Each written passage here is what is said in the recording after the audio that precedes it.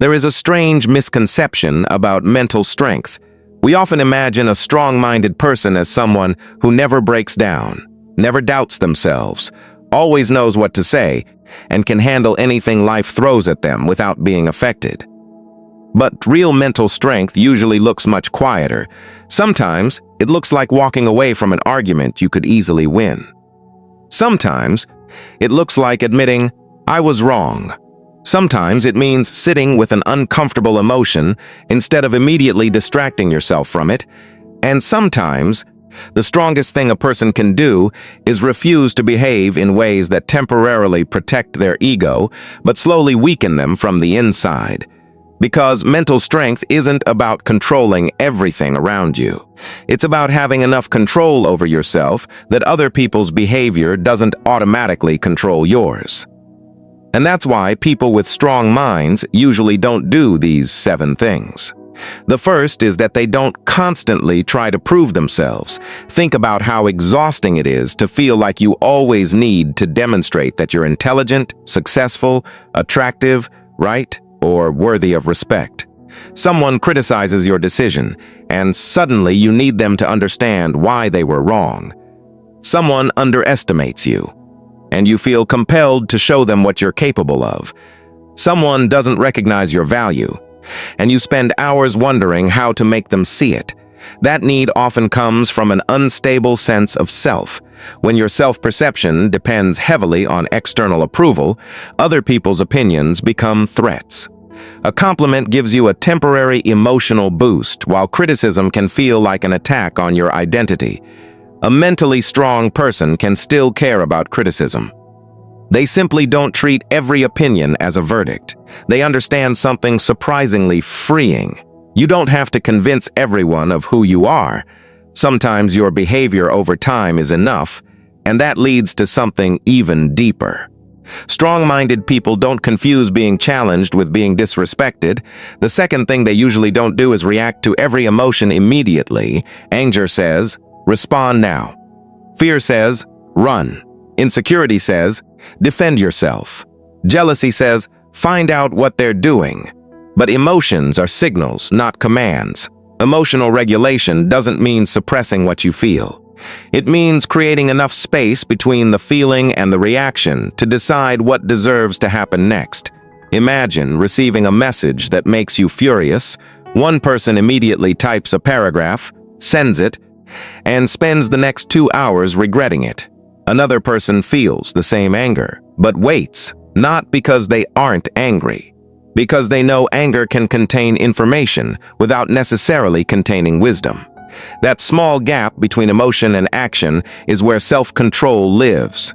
And once you develop it, you start noticing another habit that strong minds tend to avoid. They don't keep feeding the same thought just because it hurts. The third thing they don't do is endlessly ruminate. Rumination is when your mind repeatedly circles around the same problem without actually moving toward a solution. You replay the conversation. Why did they say that? What if I had answered differently? Maybe they secretly think I'm stupid. Maybe I should have noticed earlier. And because the brain is trying to solve something, the repetition can feel productive. But sometimes you're not solving the problem, you're rehearsing the pain. A mentally strong person learns to recognize the difference between reflection and rumination. Reflection asks, "What can I learn from this?" Rumination asks, "How many more times can I experience this?" That distinction changes everything. They may think deeply about failure, rejection, or embarrassment, but eventually they ask the more useful question. What is this experience asking me to understand? And if there is nothing left to learn, they allow themselves to move forward. The fourth thing strong-minded people usually don't do is make permanent decisions from temporary emotions. A bad day can make you believe your entire life is going badly. One rejection can make you think nobody will ever choose you. One argument can make you question an entire relationship. One failure can make you believe you're a failure. This is where emotional reasoning can become dangerous. We naturally tend to treat strong feelings as evidence. I feel unwanted, therefore I must be unwanted. I feel like a failure, therefore I am one. But feelings are real without always being accurate descriptions of reality. Mental strength means being able to say, "This is what I feel right now." But is it actually what is happening? That sentence creates psychological distance, and sometimes that distance is enough to stop one painful moment from becoming an entire identity. The fifth thing they don't do is build their lives around comparison. Social comparison is almost unavoidable. You see someone younger making more money, someone your age getting married, someone else traveling, someone else's business growing, someone who seems more confident, more attractive, more successful, and suddenly your own life feels smaller. But comparison has a hidden problem. You're usually comparing your private reality with someone else's visible highlights. You know your doubts, mistakes, delays, insecurities, and failures. You see their finished result. That's not a fair psychological comparison. Strong-minded people don't necessarily stop noticing other people's success. They simply stop using someone else's progress as evidence that they're falling behind. They can admire another person without turning admiration into self-rejection.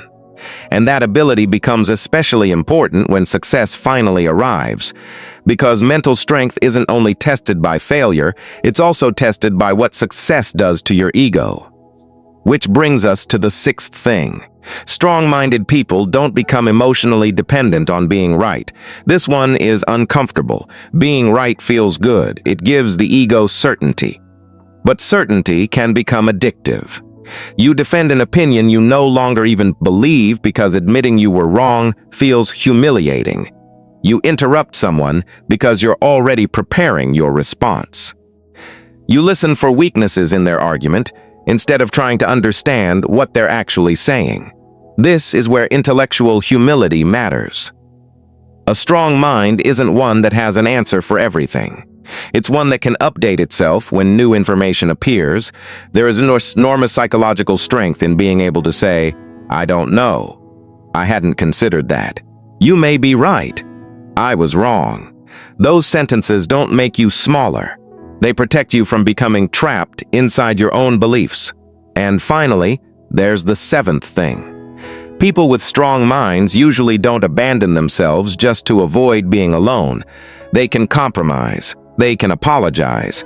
They can understand another person's perspective. But they don't repeatedly betray their own values simply to keep someone. Because there is a difference between connection and dependence. If losing someone's approval means losing your identity, then the relationship has too much power over you. You begin saying yes when you mean no.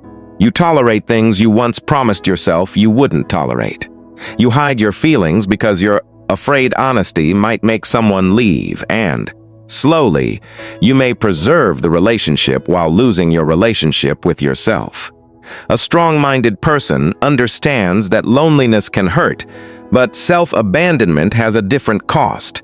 They would rather face the discomfort of being misunderstood than spend years pretending to be someone they're not. And maybe that's the real meaning of mental strength. It isn't becoming cold. It isn't never needing anyone. It isn't being unaffected by criticism, rejection, failure, or pain. It's learning not to let every uncomfortable experience make your decisions for you. You stop proving yourself to people who have already decided what they want to believe. You stop obeying every emotion. You stop turning pain into endless rumination. You stop confusing feelings with facts. You stop measuring your worth against someone else's timeline. You become comfortable being wrong. And you stop sacrificing yourself just to keep people close. The strongest mind isn't the one that never feels weak. It's the one that can feel weakness without handing weakness the steering wheel. And perhaps the most revealing question isn't whether you're mentally strong, it's this.